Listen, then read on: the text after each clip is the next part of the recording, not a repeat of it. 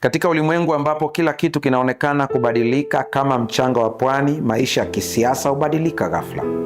Mahusiano huvunjika na mipango mara nyingi hutetereka. Kuna kitu kimoja cha ajabu ambacho ni imara: ahadi zisizobadilika za Mungu.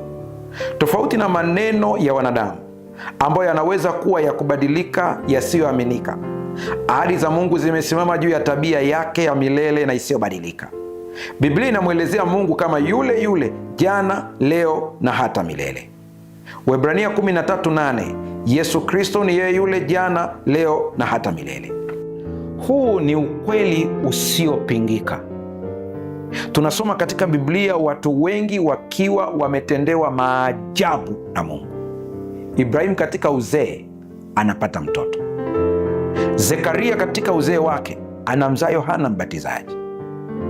Lakini wako watu wengi ambao waliokoka katikati ya moto: Shedraka, Meshaki na Abednego.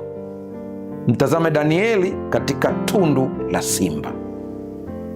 Naaman mwenye ukoma anapokea uponyaji.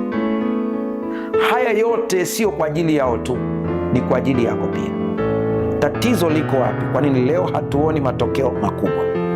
Ni kwa sababu kuna sehemu tuna ujinga wa kiroho. Ukizitambua ahadi za Mungu, ukajua ni zako na ukajua namna ya kuzidai, utakuwa umebonyeza batoni sahihi katika ulimwengu wa kiroho. Kitabu hiki kitakufundisha, utajua namna ya kudai na utaona matokeo. Usikose kupata nakala yako. Piga namba ya simu inayopita hapo. Kwa walioko Dar es Salaam, piga simu hiyo.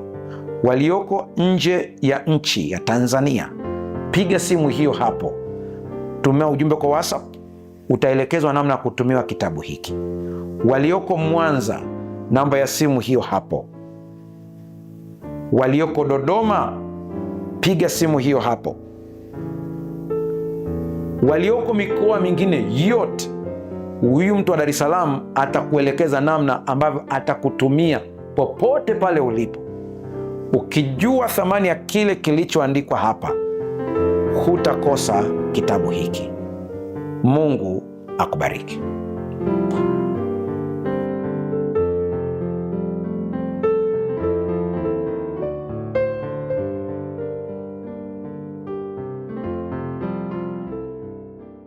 Wako inakuwa ni damu halisi, inakuwa pia ni nyama halisi.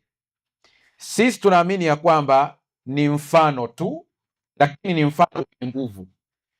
Haleluya! Kuna kitabu kimetoka hivi karibuni, nadhani pia tutakipata na sisi ambao tuko hapa. Kanisa la Sabato duniani limetoa kitabu fulani ambacho nimekipenda mno. Nilipokiona nilifurahia sana. Ile kitabu ni kumsaidia kila muumini aweze kuwa ni mtendakazi wa Kristo, akiwafanya wenzake kuwa wanafunzi wa Yesu Kristo. Kwa ndani yake kuna maelekezo yametolewa, huduma zile kuu muhimu za kanisa. Nalinganisha na Ukatoliki kwa sababu pia tuna ndugu zetu ambao wametokea Katoliki na wengine wananitazama. Katika Ukatoliki wanakiita sakramenti. Naongea na watu na binadamu. Si mlikuwa mnasema sakramenti Kuna sakramenti ya ubatizo. Alafu kuna nini tena? Nikukumbushe kwa Ukatoliki. Komunyo ambao ndio Ekaristi ni tofauti. Haya, kuna komunyo, kuna kipaimara, alafu kuna nini? Kuna Ekaristi, ndio hii sasa hii. Hii ndio yenyewe sasa. Alafu kuna nini tena nyingine? Kuna sakramenti ya ndoa. Kuna nini tena? Kuna mmeiacha au mtaja ubatizo? Mmetaja ubatizo Haya, nyingine ni nini? Ziko hizo tu 5. Kuna mapadri wanawaangalia hapa sasa hivi, wanaweza wakasema hawa waumini wamesahau. Nimeshasahau. Sawa. Sasa hizo ambazo tunaita sakramenti ni vitu vitakatifu. Usitishwe na lugha. Sakramenti ni vitu vitakatifu. Sisi kwenye kanisa la Sabato tunao za kwetu, hatuiti sakramenti, zinaitwa huduma takatifu. Tuko sawa sawa? Mmoja ni ubatizo. Kwa sisi ubatizo ni huduma takatifu mno sana. Ndio sababu hata ubatizo ukifanyika hatupendi ile tabia, sijui mmeiona na nyie, kuna watu wanapiga stori wakati wa ubatizo. Ni kosa. Wakati wa ubatizo inatakiwa watu watulie. Kuelewana sasa eh? Lengo lake sio kumpaka vizuri, amepakwa mafuta yamekufa vizuri huyo. Lengo ni kumfanya mgonjwa afanye nini? Ainuke. Sasa nimedhamiria neema ya tuje tuliongee hili hapo kwenu, wengine hawezi kulijua. Bwana imechukuliwa rahisi, lakini ina nguvu ya ajabu ambayo leo natamani kila mmoja aweze kufahamu. Haleluya! Kuanzia leo utakapokuwa vizuri huduma ya meza ya Bwana, ukisikia tangazo dhambi kidogo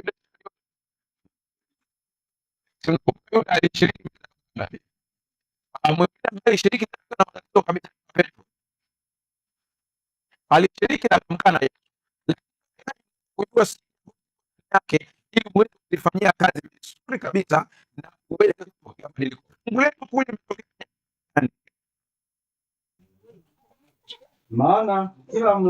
Maana kila mlapo mkate huu na kukinywea kikombe hiki, ndio mwaitangaza mauti ya Bwana hata ajapo. Ndio, endelea fungu la 27.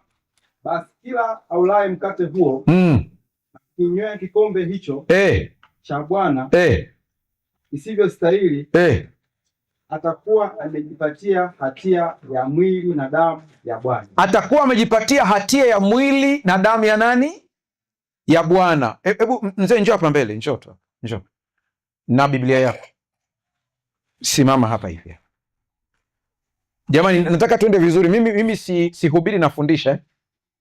Kwa hiyo kama kuna sehemu nimekuacha, unaruhusiwa kusema pastor, hapo rudia, sijakuelewa. Haleluya Bwana. Mshike mkono jirani yako, mwambie umeelewa. Amesemaje? Bado Haya, anza lile andiko mchungaji. Ni mchungaji pia lakini. Sawa, anzia 26. Twende vizuri sasa hapa. Maana kila mlapo mkate huu na kukinywea kikombe hiki, ndio mwaitangaza mauti ya Bwana hata ajapo. Kwa hiyo kila tunapokula au na kunywa kikombe tunatangaza mauti ya nani? Mpaka atakapokuja. Tumeambiwa tarehe hapo kwamba ni tarehe gani? Hapana. Kwa hiyo kanisa ndo linaamua. Sasa wenzetu wa madhehebu mengine wao wanafanya kila Jumapili. Sisi tumeamua kwa robo mara moja. Haya, fungu la 27. Basi kila aulaye mkate huo na kukinywea kikombe hicho ndio cha Bwana ndio isivyostahili, naam, atakuwa amejipatia hatia ya mwili na damu ya Bwana. Kwa hiyo kuna mtu ambaye atakula au kunywa isivyostahili. Anapokula na kunywa isivyostahili, amejipatia hatia ya damu na mwili wa Kristo. Kwa hiyo twende vizuri jamani. Anayekula vibaya amejipiga hatia yeye mwenyewe. Tuko sawa sawa? Tuje sasa, anayekula vizuri amejipatia nini? Kwa hiyo kumbe kwenye meza ya Bwana kuna baraka ziko ndani yake. Ndio maana leo nahitaji mzijue hizo. Sasa sikia vizuri, na baadhi ya watu ambao wamejua hii siri, nina ushuhuda wa watu waliopona mpaka kansa kwenye meza ya Bwana. Nina ushuhuda wa watu waliopata watoto ambao dokta alisema tumbo lako haliwezi kupata nini? Mtoto, lakini kupitia meza ya Bwana akapata. Ndio leo mtajifunza, lakini kabla ya huko kuna vitu muhimu vya kuangalia. Endelea kidogo hapo, fungu la 28. Ndio, lakini mtu ajihoji mwenyewe. Mtu ajihoji namna gani? Mwenyewe. Ndio, na hivyo aule mkate na kukinywea kikombe. Ndio, maana alaye na kunywa hula na kunywa hukumu ya nafsi yake. Aha, kwa hiyo inatakiwa mtu ajihoji yeye mwenyewe, maana mtu anayekula na kunywa anajichukulia hukumu ya nafsi yake yeye. Sasa ilitakiwa hili somo lifundishwe kabla hatujafika siku hii ya leo, na likifundishwa vibaya kuna watu wanakimbia, lakini kiukweli hayo maandiko hayana maana ukimbie, ila yana maana ujihoji. Jamani, tuko sawa sawa hapo? Hajakwambia ukimbie, ila ujihoji. Nimewapatia mfano watu waliokula vibaya, lakini mmoja akapokea baraka, mmoja akapokea laana. Aliyekula vibaya wa kwanza, Yuda Iskariote. Yeye alipojihoji, badala ya kujirekebisha, akaenda kumsaliti Yesu. Aliishia kujifanya nini? Kujinyonga. Petro alikula akajihoji, yeye alikuwa na madhaifu yake, akaenda kwenye toba, alimkana Yesu lakini alitubu, akasamehewa. Kwa hiyo kuna watu wawili watakula meza ya Bwana, mmoja atapokea baraka, mmoja atapokea nini? Laana. Endelea kidogo ndugu yangu hapo. Kwa kutokupambanua ule mwili. Kwa kutokupambanua ule mwili, ndio. Kwa sababu hiyo wako wengi kwenu walio wagonjwa na dhaifu, na watu kadhaa wamelala. Haya, niwaulizeni swali, twende vizuri hapo jamani. Nataka twende kama mwalimu na mwanafunzi, usifikirie huko na mchungaji huko na mwalimu, ili twende sawasawa hapo. Anasema kwa sababu hiyo wako wengine hawafanye nini? Rudia tena hilo andiko. Kwa sababu hiyo. Kwa sababu hiyo. Sababu ipi jamani? Tumesoma sababu hapo juu ya watu waliokula vibaya wakabeba hatia. Kwa sababu ya kula vibaya wakashindwa kupambanua mwili, wakashindwa kupambanua na hiyo damu. Kwa sababu hiyo kuna watu wanapata madhara. Madhara gani yanatokea? Wako wengi kwenu walio wagonjwa. Kuna watu ambao walipata magonjwa kwa sababu ya kula meza ya Bwana vibaya. Mshike mkono jirani yako, mwambie umeelewa au wadadavue tena vizuri. Amesemaje? Mmeelewa Kwa hiyo mtu aliyekula vibaya alikuja kupata kipigo, akapata magonjwa. Ina maana kinyume chake, aliyekula vizuri anapata uponyaji. Haleluya! Kwa hiyo kuna mtu yuko hapa, una ugonjwa wako wa miaka, dokta amekwambia huwezi kupona, ila leo kwa kujua hii siri, unapokula meza ya Bwana unasema, Yesu, wakati itakapokuwa na kunywa divai, damu yako kwa vile haina ugonjwa wowote, inapoingia ndani yangu ikaondoe magonjwa. Haleluya! Endelea kidogo bwana. Wengine ni wagonjwa, wengine ni nini? Wengine wakawa na udhaifu, yaani haumwi lakini ni mdhaifu tu, mambo hayaendi, yuko tu kila siku anaumwa, ugonjwa haufiki mwisho wala haumuui, kumbe alikula meza vibaya. Endelea. Na watu kadhaa wamelala. Kumbe wengine wanaishia kufa kabisa. Unaweza ukarudi mtumishi wa Mungu. Sasa huwa wahubiri wengi wanaishia hapo, akikusomea hivyo unatishika sasa. Siwezi kula. Kula vibaya ni nini? Tutaangalia leo. Na kula vizuri ni nini? Tutaangalia leo. Haleluya. Haya, jambo la kwanza kabisa la msingi unatakiwa uweze kulijua na ulichukulie serious katika maisha yako. Kwenye kitabu cha Tumaini la Vizazi Vyote, kile cha Kiingereza, ukurasa wa 656 paragrafu ya 3, anasema Kristo kupitia Roho Mtakatifu yupo pale kuweka muhuri kwa ibada yake, yupo pale kugusa na kulainisha moyo. Kwa hiyo kumbe hii huduma yetu, jinsi tunavyoona kitambaa kimefunikwa hapa, kwa njia ya Roho Mtakatifu, tuko na nani hapa jamani? Na Yesu Kristo. Yuko hapa kwa ajili ya kugusa watu, yuko hapa kwa ajili ya kulainisha moyo. Kuna kitabu kimoja kinaitwa Huduma za Wachungaji, ukurasa wa 169 paragrafu ya 2. Sikiliza maneno haya: katika miadi hii ambayo Kristo mwenyewe aliweka, Kristo hukutana na watu wake na kuwapa nguvu kupitia uwepo wake. Haleluya! Mimi ninajifunza kitu cha ajabu sana kupitia hii. Kumbe kuna baraka ya pekee. Naongea hapa na wengine ni wafanyakazi wa serikali, naongea na wengine hapa ni wafanyabiashara, si ndio hivyo Unapokula ule mkate, ndio maana wakati wa ule mkate tukupatia mkate, utaona saa ile ikifika tunakwambia kula huku ukiomba, ukitafakari. Ule ndio wakati wa kumwambia Mungu mambo yako, maana una miadi. Haleluya! Una miadi na nani? Na Kristo, na yeye amekuja, yuko hapa. Mimi nawashangaa watu ambao wanakula meza ya Bwana alafu unaondoka bila kuchota baraka. Ni sawa na mtu mmoja ambaye alitembelewa na Mwalimu Nyerere wakati akiwa rais, akamtembelea kule kijijini kwao, alafu akamuuliza yule bwana, nikusaidie kitu gani? Yule jamaa akaomba mlango, kwamba saidiwe nini? Mlango. Na mimi nitakushangaa sana kwenye meza ya Bwana, eti uko kwenye meza ya Bwana alafu unashindwa kupokea baraka, maana kuna miadi na Kristo iko hapa. Nimekusomea hivi vitu vyote uweze kuelewa nini maana ya meza ya Bwana na katika uzito wake. Sikiliza vizuri. Kanisa la kwanza, kama ilivyoonyeshwa katika kitabu cha Matendo ya Mitume, lilishiriki meza ya Bwana kwa msisitizo mkubwa wa unyenyekevu, umoja na shukrani. Stop hapo kidogo uweze kunisikiliza. Moja ya vitu vinavyofanya ubebe laana katika meza ya Bwana ni kama unakuja kwenye meza ya Bwana lakini una roho ya ubaguzi. Nikisema roho ya ubaguzi unanielewa? Yaani ndani ya kanisa humu watu wanabaguana wenyewe kwa wenye, mmeshaanza kuwekeana madaraja. Kama we ni mtu ambaye unawekea watu madaraja na kuwapuuza watu kwa sababu ya jinsi wanavyoonekana, kwa sababu ya umaskini wao, na kuwathamini watu kwa sababu ya pesa zao, wewe unapokula meza ya Bwana unakula laana. Kwa hiyo kabla ya kula meza ya Bwana unatakiwa utumie huu muda kutubu, ukimwambia Mungu, ninaomba unisamehe, maana ninakuja kanisani lakini kuna saa nilikuwa nawaona watu na kuwadharau. Nikisema hivyo mnanielewa vizuri jamani?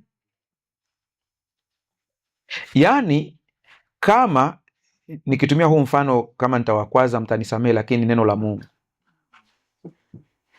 kama mimi Pastor Mbaga nikija hapa kanisani kwenu mnanipa kiti kizuri, alafu anapokuja mtu ambaye ni wa hali ya chini anakaa chini, hampi kiti kizuri, hiyo ni laana. Imeingia akilini hiyo?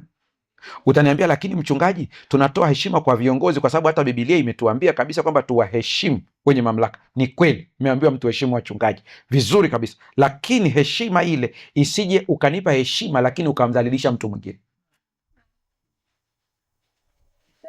Tumeelewana vizuri hapo jamani? Tunapokuja kwenye kula vyakula, wakati wa kawaida tunakula vyakula, sijajua kwenu kanisa la hapa nyie mnafanyaje, lakini unakuta baada ya ibada watu wanatoka hapo nje, kila mmoja amekuja na chakula chake. Tuko sawa sawa? Sasa kuna mtu katikati yetu uwezo wake wa kiuchumi huko chini, hana chakula. Tunaamua yani wewe unampa mabaki ya kile chakula chako. Baada ya kula unasema kuna hiki kimebaki, mpelekeni mzee fulani, mpelekeni mama fulani, mpelekeni mtoto fulani vilivyobaki. Wewe kama una hiyo tabia, ukila meza ya Bwana unakula laana. Mtendee mtu katika ibada, katika kanisa, sawasawa na ambavyo ungejitendea wewe.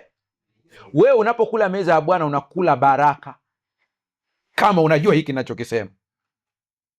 Mungu atusaidie sana. Tutapigwa laana endapo hii laana nayoisema haitakupata mpaka, yani ukiisikia nikielezea alafu ukakiuka ndio itakupata, ila kwa sababu ulikuwa huijui huko nyuma Mungu amekusamehe. Nakwenda kuisema sasa hivi. Tuna mwenzetu anaumwa, tunashindwa kumchangia pesa ya kutibiwa, lakini tuna uwezo wa kuchangia harusi za watu. Yani kwenye harusi una uwezo wa kuchangia 100,000, 50,000, 20,000, lakini kwa mgonjwa unachangia buku. Wewe meza ya Bwana inaweza ikakuchapa. Meza ya Bwana inataka mtu ajihoje mwenyewe. Sasa mchungaji, kama nimejigundua hivyo, ina maana mimi nisile meza ya Bwana?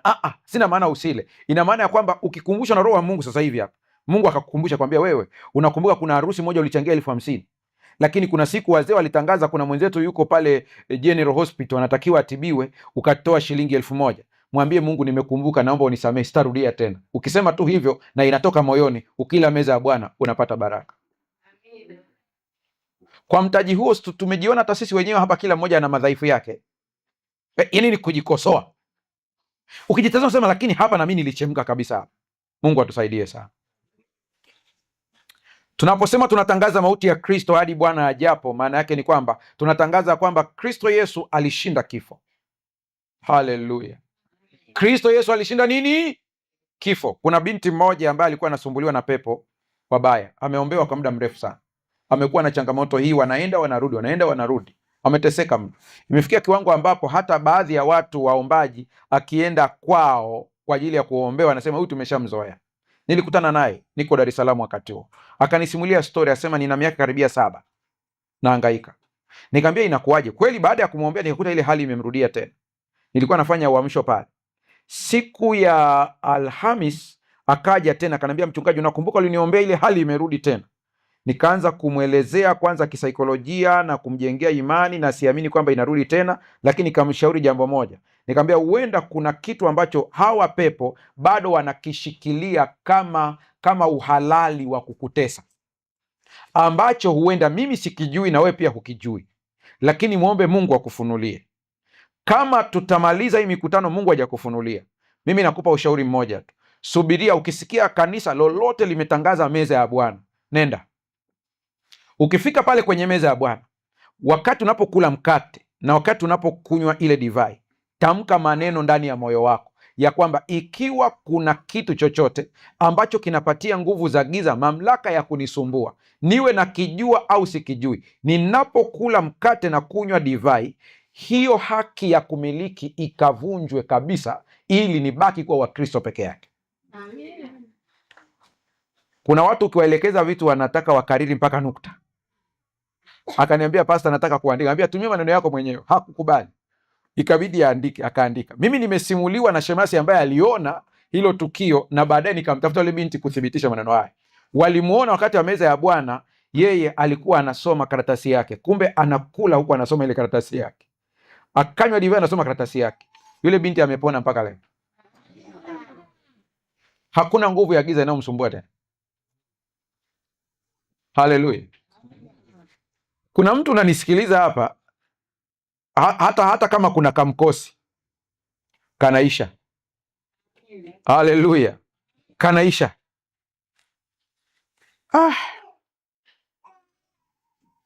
Ngoja nikusomee sentensi moja hapa. Kikombe kinawakilisha damu iliyosafisha dhamiri, ikatuondoa kwenye hukumu na kutupa ulinzi wa kiungu dhidi ya mashambulizi ya giza. Jamani, mmesikia hii? Tuongee ukweli. Kuna kitabu changu kinatoka hivi karibuni, nimwendelee kukiombea. Nimeelezea maeneo kama matatu ambayo nguvu za giza zinaweza kushambulia mtu. Eneo la kwanza ni mashambulizi ya nje. Eneo la pili ni ukandamizaji wa nguvu za giza.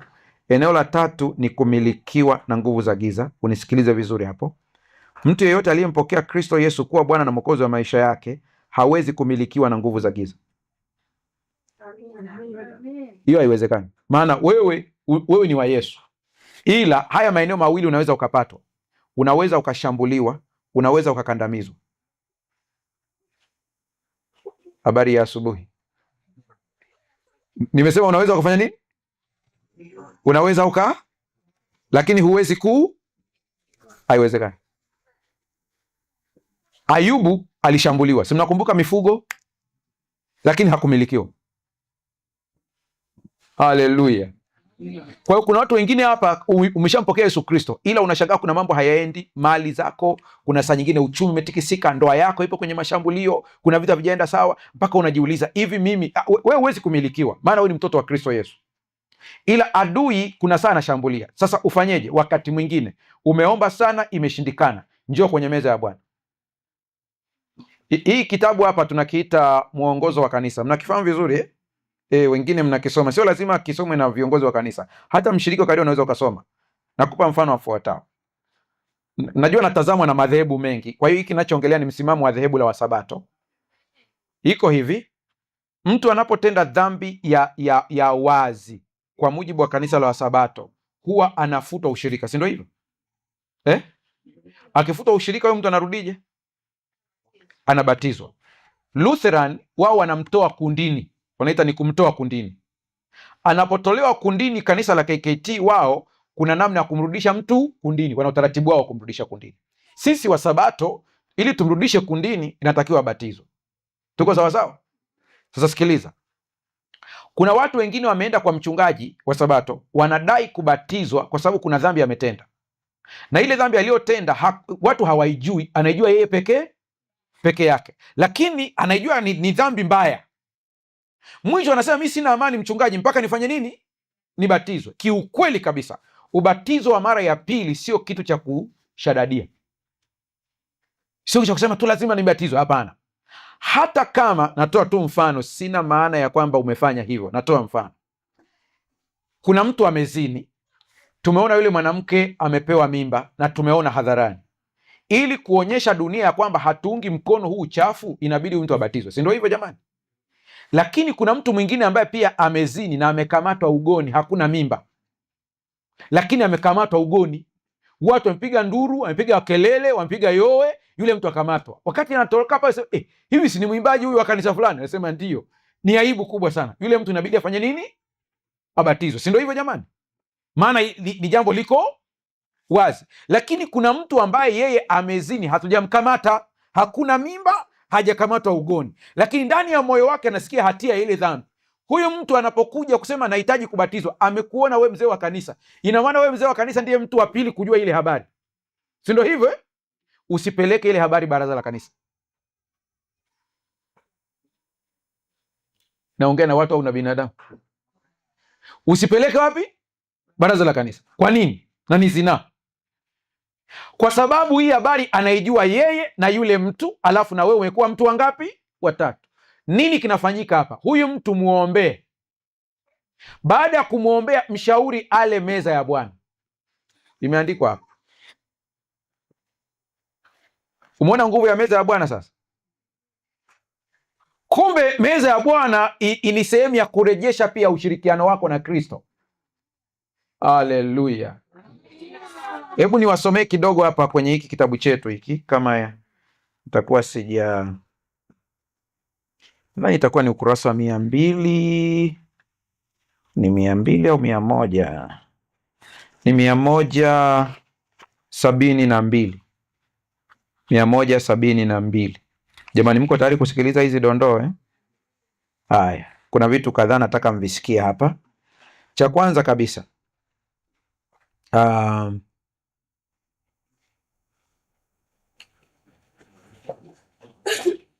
ninasoma kitabu cha Tumaini la Vizazi Vyote, ukurasa wa 650, alafu nitakuja 646. Agizo hili ni maandalizi yaliyopangwa na Yesu kwa ajili ya meza ya Bwana. Wakati kiburi, tofauti, mivutano vinaendekezwa, moyo hauwezi kuwa na ushirika na Kristo. Tunakuwa hatujawa tayari kushiriki mwili wake na damu yake. Kwa hiyo Yesu aliamua kumbukumbu ya kudhalilishwa kwake iadhimishwe kwanza. Maana yake ni nini? Kabla ya meza ya Bwana kufika, kama kuna mtu humu ndani hamuombani moto, hamsalimiani, kaeni myamalize. Ndugu zangu, mnanielewa hapa eh? Na ikiwezekana siku hii ya leo, baada ya kuyamaliza, moja ya ishara ya kumwambia shetani sisi tumeyamaliza, pale nje kwenye kutawadhana miguu, unamwosha miguu mwenzako. Sikiliza tena hii, sikiliza vizuri hii. Anasema wanaoshiriki huona kuto kustahili kupokea mkate na divai kabla ya kupokea utakaso, wafanyao kuwa safi mwili wote. Yaani maana yake ni nini? Ni kawaida ile saa ikifika hapa tukianza kupeana, ujisikie kama vile moyo unakwambia we hufai kula eh? Hiyo hali ni ya kawaida. Ukijisikia hivyo usijihukumu, ni dalili ya kwamba una Roho Mtakatifu ndani. Sawa sawa. Ukijiona saa meza ya Bwana ikifika unajiona wewe ndio super kuliko wote, shetani ndo anakaa ndani yako. Leo unasema yani mimi natakiwa kula, mimi ndio niko vizuri. Wewe hauna Roho Mtakatifu. Roho Mtakatifu kila saa atakwambia lakini umepewa neema tu, wewe una makosa, umepewa neema tu. Ukijisikia hiyo hali usikimbie, ujue kwamba ni Kristo anahitaji akusafishe moyo. Haleluya. Mnakumbuka ule wimbo wetu tunaimba, unisafishe Mwokozi ndani na nje kwa moto utakavyo, ili dhambi ife kwa. Kutakaswa ni hatua, sio tukio la siku moja, ni hatua. Kwa nini? Kwa hatua. Sasa sikia sasa. Mungu atusaidie sana. Sitaki kusoma habari ya chachu hiyo, tunaielewa kwamba maana yake ni dhambi, haitakiwi iwepo katika maisha yetu kabisa. Na unapokuja kula meza ya Bwana unatakaswa na kufanywa kuwa safi kabisa kabisa. Sasa kuna kipengele ambacho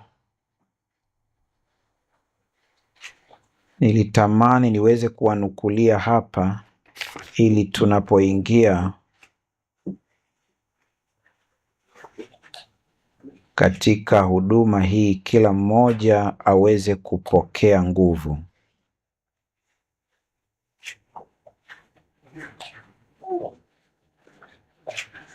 Nadhani iko hapa. maana ni dakika hizi chache zilizosalia. Yes, asante sana. Sikiliza hizi pointi muhimu. Maandalizi ni yapi ya muhimu? Moja, omba msamaha wa dhambi. Nimesemaje? Alafu hii ni kukiri dhambi zote zinazojulikana kwa Mungu. Kuna dhambi ambazo unazijua. Sasa kwenye kukiri, usije ukaanza kukiri mpaka kila mmoja afanye nini. Hapana, ni wewe mwenyewe ndani ya moyo wako. Namba 2 ni kupatana na watu wote. Kupatana na watu wangapi? Usiwe na mtu ambaye hamsalimiani kabisa kabisa. Sasa sikia, kila mtu anayekuja mezani pa Bwana anatakiwa kujichunguza kama moyo wake upo katika mapatano na Kristo. Ndivyo anavyosema Ellen White. Mapatano na Kristo ni yapi? Nimesema ni ile tabia ya watu ambayo wanabaguana, kuna mtu hamsalimiani. Sasa kuna mtu mmoja akaniuliza, mchungaji, nahitaji kula meza ya Bwana, lakini kule kazini kuna mtu mimi alinikosea na sijamalizana naye. Yaani haina maana. Kwanza tunaanza humu ndani, lakini ukitoka hapa yule mtu kule kazini umfuate, mmalizane baada ya kula meza ya Bwana. Tuko sawa sawa jamani? Ila wa humu ndani ikiwa yupo ambaye hamsalimiani na umegoma kwamba fulani hatutasalimiana, na kushauri wewe usile meza, ila unasema mimi na mpango tutamalizana, kula meza ya Bwana, utapata nguvu ya kuyamaliza. Haleluya! Sasa athari ya kuto kuijali hii ibada ni nini? Moja, unakosa nguvu za kiroho. 2, moyo wako unakuwa mgumu katika dhambi. Unakuwa na moyo mgumu katika dhambi. Kila wakati unakwepa meza ya Bwana, kila wakati unakwepa. Hapana, usikwepe. Katika damu ya Kristo tunapokea upatanisho, lakini pia na utakaso wa dhambi. Haleluya! Kupitia damu ya Kristo tunapokula meza ya Bwana tunapokea ulinzi dhidi ya nguvu za giza. Yaani ukitoka hapa hata nguvu za giza zinakuogopa, maana kuna nguvu ya Mungu. Ni ishara hiyo. Ndipo anaposema kwenye kitabu cha Evangelism ukurasa 273, Kristo hukutana na watu wake katika ibada ya meza ya Bwana na kuwapa neema yake. Kumbe leo tunapokula meza ya Bwana tupo na Kristo hapa, tuko naye. Mungu atusaidie sana. Mimi ingekuwa ni mamlaka yangu hapa, tumesema hata hivyo sio mamlaka yangu. Mbona hii kitu mnakiweza tu hata nyie? Kanuni ya kanisa inasema angalau kwa robo mara. Mimi tena kwa watu wa Dodoma kama nyie, ningewashauri mngekula meza ya Bwana angalau kwa mwezi mara. Ina maana kwa robo mtakuwa mmekula mara ngapi? Mara kwa robo. Tukila kwa mwezi mara moja itakuwa mara ngapi? Robo ni miezi 3. Kwa hiyo itakuwa tumekula mara 3. Mimi ningeshauri hivyo. Kwa sababu gani? Kwa sababu hii ni huduma ambayo inatupatia nguvu ya maisha ya kila siku. Haleluya! Na inatakiwa karani wa kanisa baada ya hapa aorodheshe majina ya watu wote ambao wamekula meza ya Bwana, ili kujua kwamba ni nani ambaye hali, tujue kwa nini anakimbia. Mmeona kukimbia sio kitu kizuri, ni dalili mbaya hiyo. Meza ya Bwana inatufundisha unyenyekevu. Maana hapa tunakwenda kutawadhana miguu bila kujali huyu ni nani. Meza ya Bwana inatufundisha umoja, maana tunakwenda kula katika mkate huu mmoja sisi wote, inatuambia sisi wote ni wamoja katika Kristo Yesu. Meza ya Bwana inatufundisha ya kwamba tunajitoa kila moja kwa mwenzake, maana pale unapomtawadha mwenzako miguu, unapomuosha unamfuta pia na kitambaa, si ndio hivyo jamani? Kwa hiyo unamtumikia mwenzako. Ndivyo inavyokuwa. Meza ya Bwana iliwekwa kuleta umoja wa kweli miongoni mwa wafuasi wa Kristo. Muda wangu umefikia hapo. Nataka nitoe maelezo haya tuingie kwenye ibada ya siku ya leo. Rafiki yangu, kuna nguvu ya kiroho katika meza ya Bwana. Meza ya Bwana ni kitu kitakatifu. Na kwa vile ni kitu kitakatifu, njoo kwa unyenyekevu. Lakini ujue ya kwamba unakutana na nani? Na Kristo Yesu. Hapa tulipo hatumuoni kwa macho, ila tumeambiwa, tumesoma hapa, tunakutana naye kwa njia ya Roho Mtakatifu. Ina maana kwamba Roho Mtakatifu ni uwepo wa Kristo kila mahali. Kristo alipokuwepo hapa katika mwili, asingeliweza kuwepo Dodoma, wakati huo huo akawepo Morogoro, wakati huo huo akawa Dar es Salaam. Si mnakumbuka hiyo? Akiwa katika mwili isingeliwezekana. Alipoondoka anasema nitamwomba Baba atawapatia msaidizi mwingine, ndiye Roho. Roho ni kama, yani kwa lugha ya kibinadamu ni kama upepo. Mnakumbuka wakati akiwa pale, wakati wa uumbaji, Roho wa Mungu alifunika. Siku ya Pentekoste alishuka kama nini? Kama hua. Lakini kabla ya kushuka kama hua, ile nyumba ilijazwa na nini? Upepo. Ndio. Kwa hiyo Roho wa Mungu yuko pote wakati. Kwa hiyo hapa tulipo tupo na Yesu kwa njia ya Roho wake Mtakatifu. Kuna jambo gani ambalo ulitamani kumwambia Yesu kama angeli kuwepo? Mwambie leo. Jamani, ingetokea Yesu anakutembelea pale nyumbani kwako, ungemwambia kitu gani? Kuna jambo lako ungemwambia, si ndio hivyo eh? Sasa leo unapokula meza ya Bwana mwambie, na ninawaambieni hivi, nawaambieni kwa jina la Bwana, baada ya meza ya Bwana hii hapa, meza ya Bwana itakayofuata hapa, mtatoa ushuhuda wa miujiza mikubwa ambayo Mungu amewatendea kupitia meza ya Bwana. Maana tuko naye hapa. Naomba tusimame.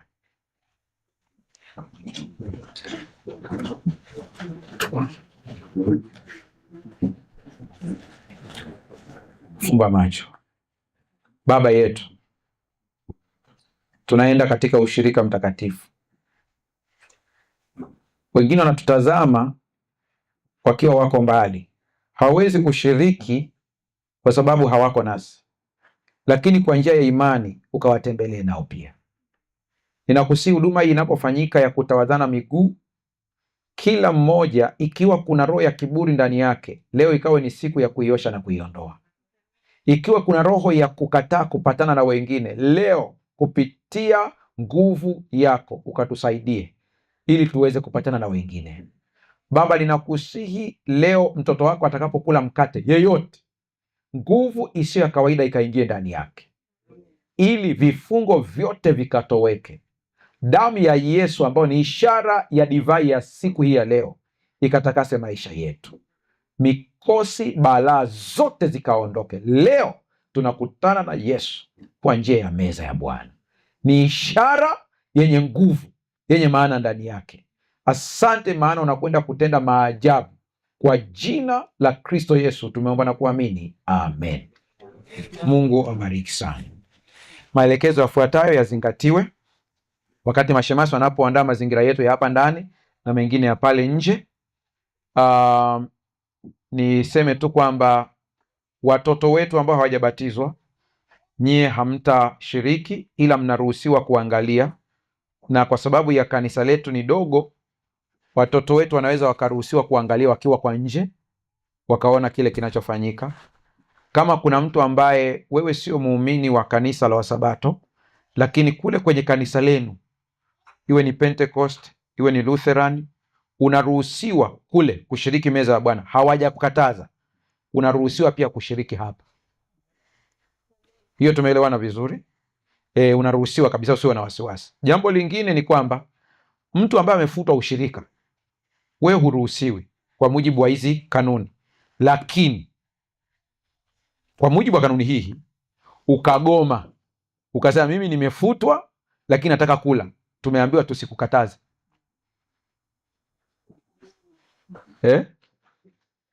Unaweza ukasema, mchungaji, kwa nini? Kwa sababu kuna wakati mwingine mtu amefutwa ushirika si kwa halali, ni kwa majungu. Huo ushirika wake umefutwa hapa, lakini mbinguni upo. Kuna watu mpaka wanategana na mitego kabisa, ili tu amfute mwenzake ushirika. Majungu yamo mpaka kanisani. Ndio maana tunasema huyu mtu ambaye anasema kabisa, mimi najua walinifanyia hivi, sio sawa, nahitaji kula meza ya Bwana, kanuni imesema usikatazwe. Kwa hiyo na wewe tunakukaribisha pia. Kwa hiyo tunaingia kwenye huduma ya kuoshana miguu. Huduma hii zama zile ilikuwa inafanywa na watumwa, walikuwa wanaosha miguu wale mabosi wao, lakini Yesu akafanya kwa wanafunzi wake. Hata Petro alikataa, maana alikuwa anaona kama sio kitendo cha heshima, lakini Yesu alikuwa anamaanisha ya kwamba mbele ya ufalme wa Mungu hakuna mtu aliye bora kuliko mwingine. Kwa hapa tunaingia katika huduma hii, na kundi lote la watu unaowaona hapa, kila mmoja anafanya hii huduma kwa mwenzake. Karibu uweze kuona huduma hii inavyofanyika.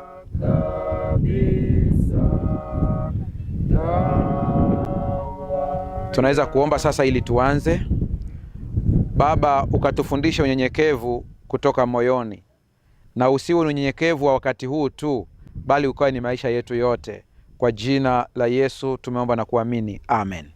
Twaweza kuendelea na huduma hiyo sasa.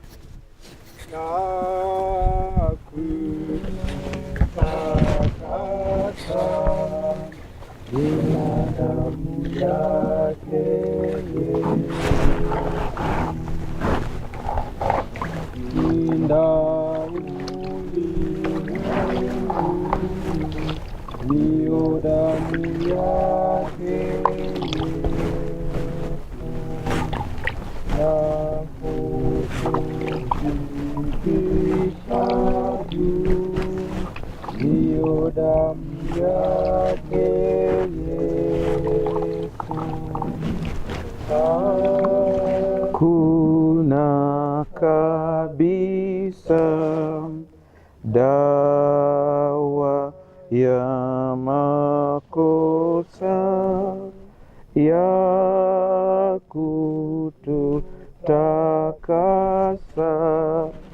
ila damu yake Yesu.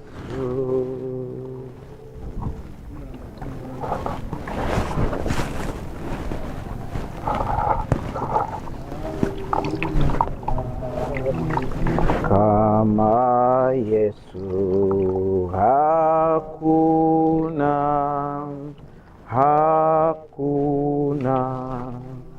tabibu mwingine wa rohoni,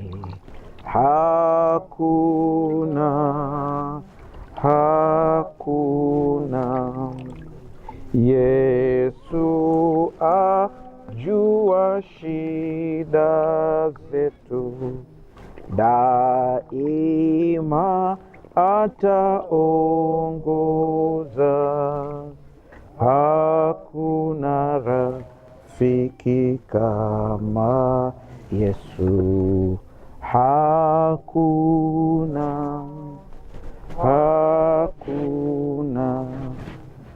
Wakati ambapo hapo yeye hakuna.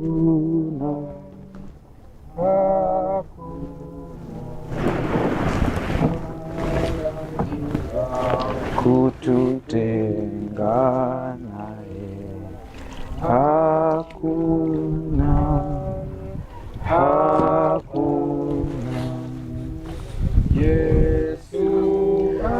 Sasa baada ya kufanya huduma kama hii, kinachofuata ni kwamba mimi niliyefanya ilitakiwa mzee wangu aweze kufanya huduma hiyo, lakini kwa sababu ya umri wake na unamuona jinsi alivyo, itabidi mimi nifanyiwe na mtu mwingine.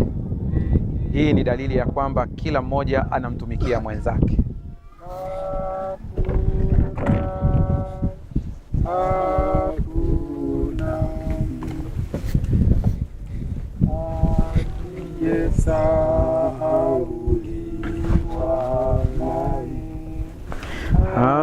Hapana, hakuna mkosaji asiye mpenda. Hakuna.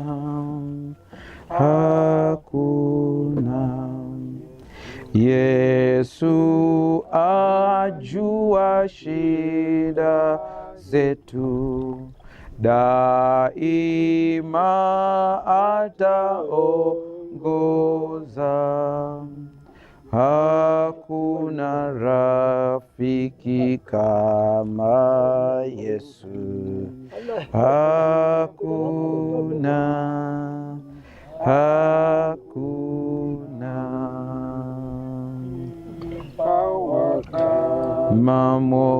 Mwokozi wetu hakuna.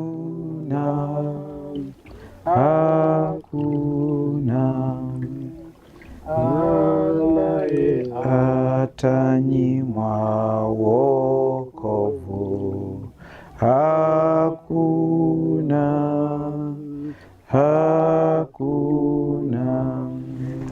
Yesu ajua shida zetu, daima ataongoza. Hakuna rafiki kama Yesu hakuna, hakuna.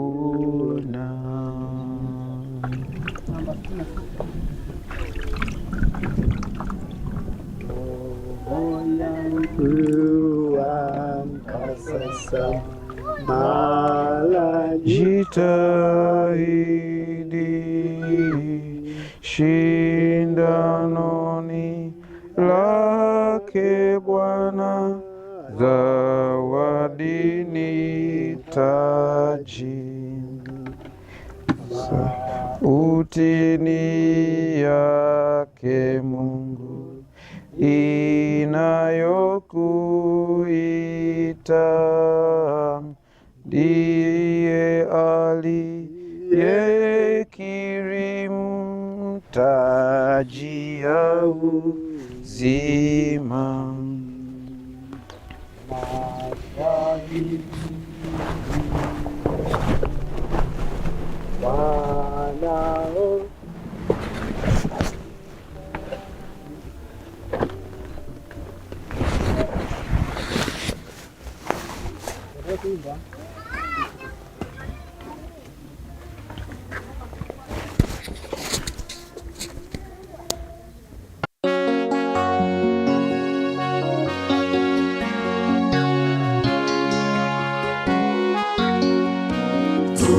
Tumesikia